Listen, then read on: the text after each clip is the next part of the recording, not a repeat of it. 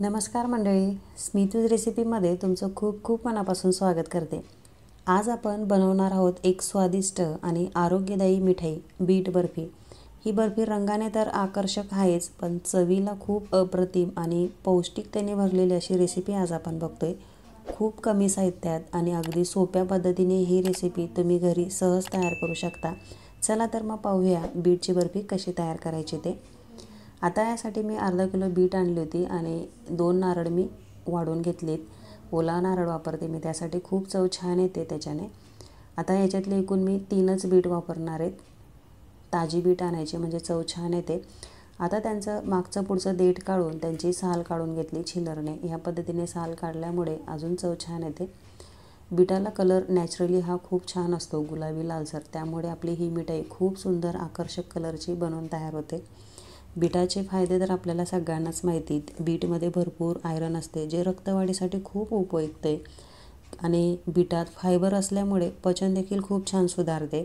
आणि बीटामध्ये ए, सी असे खनिजे भरपूर प्रमाणात असतात, जे शरीरासाठी खूप फायदेशीर असतात। आणि आज आपण इथे अजून त्याला औषधी गुणकारी बनवण्यासाठी याच्यात गूळ आपण वापरणार आहेत, त्यामुळे बीट आणि गूळ वापरून ही बर्फी तयार केली आपण। त्यामुळे अप्रतिम चवीची होते आणि खूप हेल्दी ही रेसिपी बनवून तयार होते। चवीला खूप छान होते की मुलं खूप आवडून खातात। तुम्ही नक्की तयार करून बघा। आता यासाठी मी नारळ हा किसून घेतलेला आहे। तुम्ही हवं तर मिक्सरला याला बारीक करून घेऊ शकता, पण मला एकसारखं ह्या बर्फीचं टेक्स्चर हवं आहे म्हणून मी ह्या पद्धतीने किसून घेतलेलं आहे।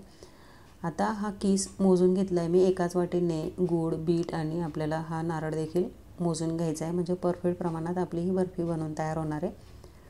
आता हा किस असा दाबून दाबून मोजला आहे मी। 1 वाटी भरला आहे। अगदी अर्धी वाटी असला ना तरी काहीच हरकत नाही, पण जास्त असला तर चव अजून छान येते, कारण बीटाची चव थोडी वेगळी असते मुळात, त्यामुळे नारळ वापरणं खूप गरजेचं वाटतं मला। आता त्याच किसणीने मी बीट देखील किसून घेतला आहे। आता तिन्ही बीट किसून एकूण त्याच वाटीने मोजला ना तर 1 वाटी दाबून भरला आहे हा किस। असं दाबून भरायचा म्हणजे जास्त प्रमाणात किस वापरला जातो। आता गूळ देखील मी ह्याच वाटीने मोजून घेतलेला आहे। तो देखील असा बारीक फोडून घेतलेला आहे, बारीक चुरा करून घेतला आहे त्याचा। तो देखील 1 वाटी घेतला आहे। बीट 1 वाटी दाबून घेतला आहे। ओला नारळ 1 वाटी दाबून घेतलेला आहे आणि गूळ देखील 1 वाटी घेतलेला आहे, म्हणजे तिन्ही आपल्याला समप्रमाणात घ्यायचं आहे। आता एका कढईमध्ये मी 1 चमचावर तूप गरम करायला ठेवलं आहे। तूप तापल्यानंतर याच्यात मी आधी नारळ टाकले आणि त्याला छान भाजून घेतले 2 मिनिटासाठी। मध्यम गॅसवरती आपल्याला सगळी रेसिपी करायची, त्यामुळे खमंग चव येते त्याची। नारळ असा भाजल्यामुळे, तुपात भाजल्यामुळे खूप छान चवीला होतो आणि त्याचा ओलसरपणा देखील थोडाफार कमी प्रमाणात होतो, म्हणून त्यामुळे सुरुवातीला आपल्याला नारळ असा भाजून घ्यायचा आहे। आता त्याच्यामध्ये बीट टाकले मी। बीट टाकल्यानंतर छान एकजीव करून घ्यायचं हे मिश्रण। बीटमध्ये खूप ओलसरपणा असतो, तो देखील असा नारळबरोबर तुपामध्ये थोडं भाजून घ्यायचं 1-2 मिनिटासाठी। नंतर आपल्याला त्याच्यामध्ये गूळ टाकायचा आहे। आता गूळ बारीक चुरून टाकल्यामुळे त्याचं लगेच पाणी होतं, जे बीटाला ओलसरपणा असतो ना त्यामुळे हा गूळ विरघळतो आणि त्या गुळाच्या पाकामध्ये छान हा शिजला जातो, मऊ होतो हा बीट। त्यामुळे असं झाकण्याची गरज नसते, एकसारखा हात चालवत आपण ही बर्फी बनवायची असते। खूप जास्त वेळ लागत नाही, अगदी 20-25 मिनिटात ही बर्फी बनवून तयार होते। आता गूळ चांगला एकजीव केल्यानंतर छान पाणी सुटतं याला। ह्या पाण्यातच याला असं खमंग चव येते आणि पूर्ण नारळ आणि बीट देखील मऊ असा शिजतो। थोडासा ओलसर राहिला ना एक 10-12 मिनिटानंतर, मग त्याच्यामध्ये आपल्याला एक मिल्क पावडर टाकायचं आहे, त्याच्यामुळे अप्रतिम चव येते। याच्यात आपण दूध वगैरे किंवा साय असं काही वापरणार नाही, त्यामुळे ही बर्फी खराब होते।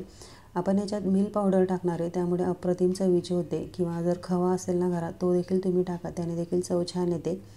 आता एकूण त्याच वाटीने मोजलं ना तर पाव वाटी भरेल एवढं मी मिल्क पावडर टाकलं आहे। आता खवा असं काही घरात रेग्युलर घरात नसतं, त्यामुळे ऐन वेळेस असं वापरण्यासाठी मिल्क पावडर टाकलं आहे, त्यामुळे अप्रतिम चव येते। अगदी बाजारात कुठल्याही दुकानात मिळतो मिल्क पावडर। 10-10 रुपयाच्या मिल्क पावडरच्या पुड्या येतात ना, त्या 2 पुड्या वापरल्या तरी देखील पुरेसं होतं। अप्रतिम चवीचा ही बर्फी बनवून तयार होते मिल्क पावडरमुळे। आता याच्यामध्ये अजून चव वाढण्यासाठी मी 1 पाव चमचा वेलची पावडर टाकलेली आहे आणि 1 चमचावर अजून तूप टाकलेलं आहे। आता हे छान परतून घेतलेलं आहे, बऱ्यापैकी घट्ट गोळा झालेला आहे। एक हलवा म्हणून तुम्ही ह्या स्टेजला गॅस बंद करून खायला घेऊ शकता. खूप छान चवीचा होतो. पण मला बर्फी वड्या पाडायच्या आहेत, बर्फी तयार करायची, म्हणून मी अजून घट्टसर गोळा करून घेतलेला आहे. तुम्ही पाहू शकता एकजीव झालेलं आहे. मिल्क पावडर वगैरे सगळं छान असा गोळा झालेला आहे. म्हणजे वड्या थापून होतील याच्या इथवर हे घट्टसर झालेलं आहे.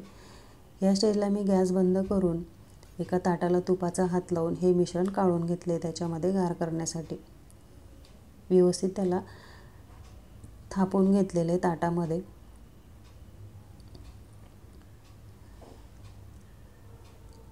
छान असं पसरून घेतल्यानंतर त्याच्यावर काजू बदामाचे काप टाकलेत वरून आणि त्याला हाताने छान थापून घेतलेलं आहे. वाटीच्या साहाय्याने जरा कोमट झाल्यावर हाताने छान सेट करून घेतले.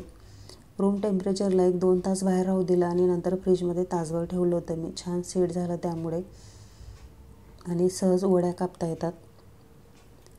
बीटाचा रंग हा नैसर्गिक गुलाबी लालसर असल्यामुळे खूप छान रंगाची ही बर्फी बनवून तयार होते. दिसायला खूप आकर्षक दिसते आणि चवीला अप्रतिम होते.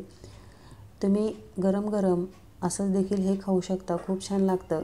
किंवा असे छोटे छोटे चॉकलेटसारखे बॉल तयार करून, गोळे तयार करून तुम्ही मुलांना चॉकलेट म्हणून देऊ शकता. बाजारातलं असं तब्येतीला हानिकारक असलेलं चॉकलेट देण्यापेक्षा मुलं हे आवडून खातात. खूप छान चवीला होतं.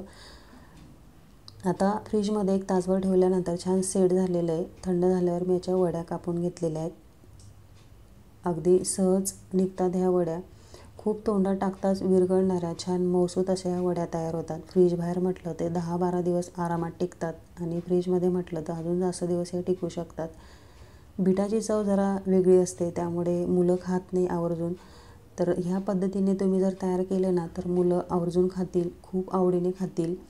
तुम्ही परत परत बनवाल इतकी चवीला रुचकर ही बर्फी बनवून तयार होते आणि बनवायला खूप सहज आणि सोपी. अगदी घरच्याच कमी साहित्यात ही बर्फी बनवून तयार होते. बीट आणि गूळ वापरून आपण ही बर्फी तयार केली, त्यामुळे ही बर्फी हेल्दी बनते आणि ज्यांना गोड खायची आवड आहे ना त्यांच्यासाठी खूप उत्तम पर्याय आहे. कारण याच्यात आपण गूळ वापरला आहे. साखरेचा वापर करून देखील तुम्ही ही बर्फी तयार करू शकता, पण गुळामुळे खूप हेल्दी ही बर्फी बनते. हिमोग्लोबिनची कमतरता असेल ना अशा वेळेस तुम्ही वारंवार ही बर्फी तयार करून हिमोग्लोबिन आपल्या शरीरातलं वाढवू शकता नैसर्गिकरित्या. खूप चवीला अप्रतिम बनते. मुलांना चॉकलेट म्हणून आपण देखील असे गोल बॉल करून मुलांना देऊ शकतो.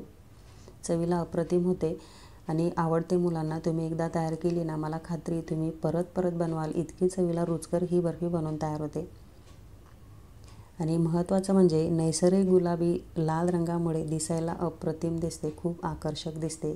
मला खात्री तुम्हाला आजची रेसिपी नक्कीच आवडली असेल. त्यासाठी रेसिपीला एक लाईक जरूर करा आणि मित्र नातेवाईकांमध्ये नक्की शेअर करा. आणि हो, तुम्हा सगळ्यांना माझं एक निवेदन आहे, तुम्ही जर चॅनलला नवीन असाल, अजून सबस्क्राईब केलं नसेल तर जरूर सबस्क्राईब करा. चला तर मग पुन्हा भेटूया असे छान रुचकर मस्त रेसिपी पाहण्यासाठी स्मितूज रेसिपीला. तोपर्यंत धन्यवाद.